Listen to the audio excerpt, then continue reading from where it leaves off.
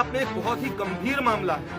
Bharatiya Janata party के लोग भूमाफिया हैं। आज भारतीय जनता पार्टी के बड़े नेताओं द्वारा, उनके विधायकों द्वारा जो उनके पाप किए गए हैं, उनके पापों का खुलासा करने के इस प्रेस कॉन्फ्रेंस में आप लोग आए। आपका सफेद झूठ है, इनकी भक्ति झूठी है, इनके जो भाषण है, जो इनका लगाव जो राजा जगतदेव जी के प्रति है, वो भी झूठा है। लेकिन ये जो मामला है ये बहुत ही एक्स्ट्रा ऑर्डिनरी है। ये ऐसा मामला है कि पटवारी की रिपोर्ट लगने के 24 घंटे के अंदर जमीन का मालिकाना हक ट्रांसफर कर दिया गया और जनजाति की जमीन को वर्ग 1 क की कर एक सामान्य श्रेणी के आदमी के नाम कर दिया गया। और आपको जानकर एक और हैरानी होगी कि वो जो सामान्य श्रेणी का व्यक्ति है वो कोई और नहीं, हमारे क्षेत्र के विधायक, पूर्व मंत्री और गदरपुर बाजपुर से पिछले 25 सालों से विधायक के रूप में अपनी जिम्मेदारी निभाने वाले अरविंद पांडे जी हैं।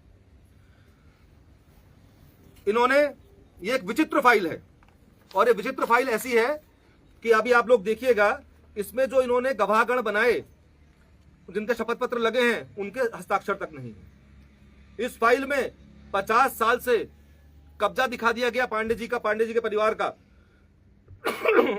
अतुल पांडे जी का।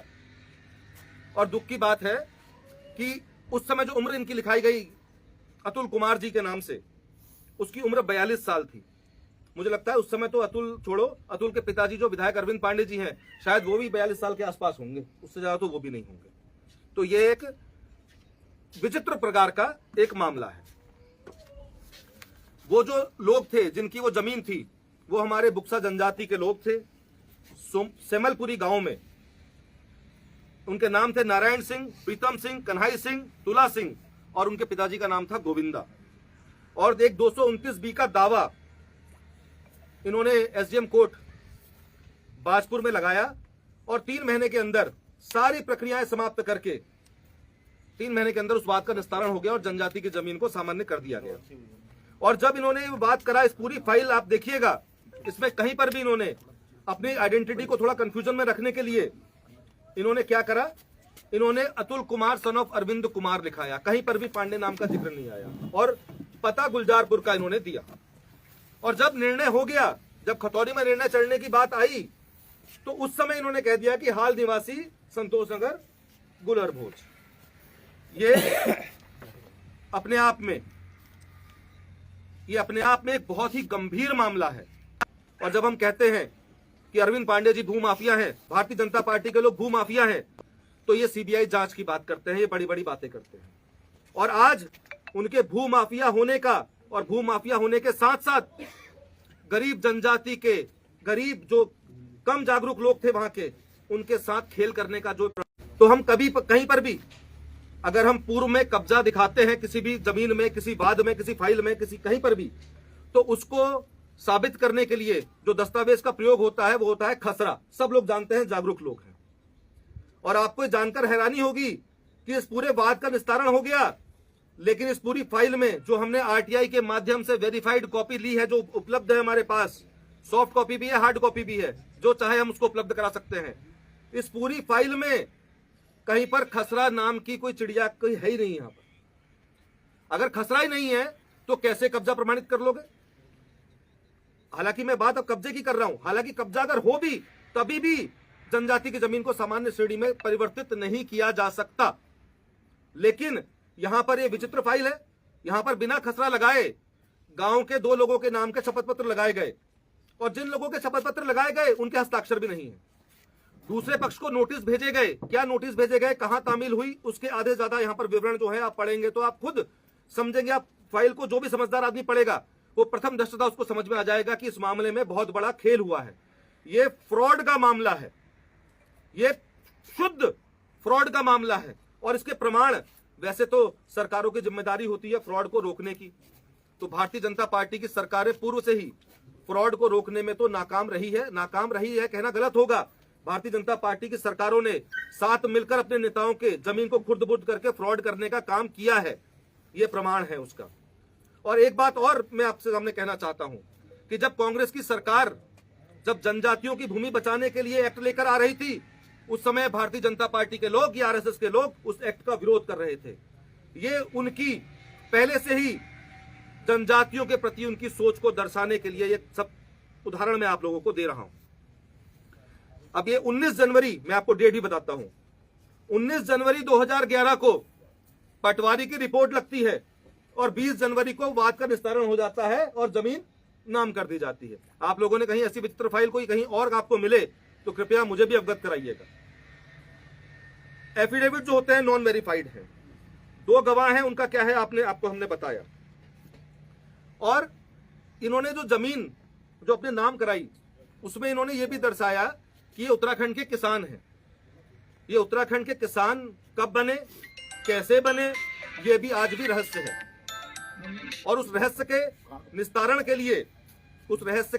के लिए और भी दस्तावेज हमारे पास हैं। अगली बार आप लोगों को आमंत्रित करके वो दस्तावेज भी आप लोगों के समक्ष रखने का काम करेंगे। तो ये जो वाकया है, ये वाकया पूरी तरीके से भारतीय जनता पार्टी की सोच को, अरविंद पांडे जी की गुंडागर्दी को, उनके भूमाफिया चरित्र को दर्शाने के लिए ये पर्याप्त प्रमाण हमारे पास है। और कलाकारियां किस प्रकार की जाती है ये देखिए। पहले गुलजारपुर पता लिखाया गया और अपने नाम पे जमीन करा दी गई जब वाद चल रहा था, और जब वाद का निस्तारण हो गया, उनके नाम पे जमीन आ गई, तो फिर जब जमीन बेची तो तब उन्होंने दिखा दिया कि हाल निवासी संतोष नगर गुलर पहुंच। और मैं आपको माननीय अध्यक्ष जी वो आप दिखाइए। और इसमें इन्होंने कहीं पर भी अपने डॉक्यूमेंटों के साथ छेड़छाड़ करी है।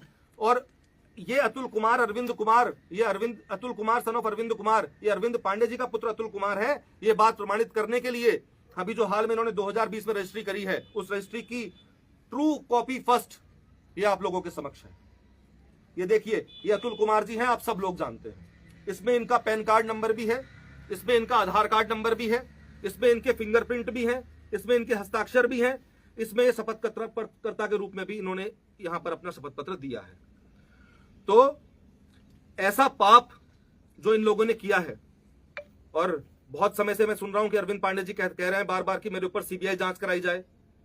वो वहां चले गए बाजपुर एसडीएम के यहाँ कि वो जो बूढ़ी माता की जमीन है वो उसे वापस कर दी जाए।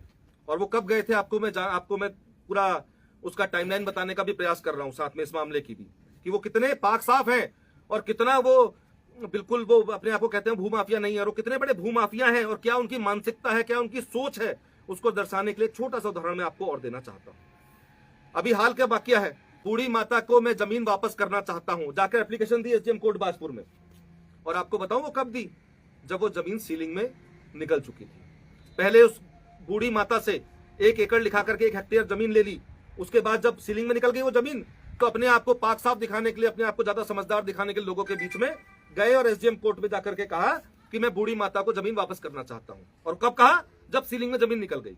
लेकिन मैं आज आपके माध्यम से एक और निवेदन करना चाहता हूं कि आज उस पर हाईकोर्ट का स्टे मिल गया है। अब तो अगर वाकई में अरविंद पांडे जी जो कह रहे थे वो सत्य था, तो अब उनको वो जमीन उस बूढ़ी माता को वापस कर देनी चाहिए। मेरा ये भी आप लोगों के माध्यम से पांडे जी और पूरी भारतीय जनता पार्टी के इकोसिस्टम से ये निवेदन है, क्योंकि भारतीय जनता पार्टी के वरिष्ठ लोगों को भी समझना चाहिए कि अगर उनकी सरकार में इस प्रकार गुंडागर्दी हो रही है, अगर इस प्रकार गुंडा राज, माफिया राज चलेगा, तो कैसे क्या होगा बताइए आप।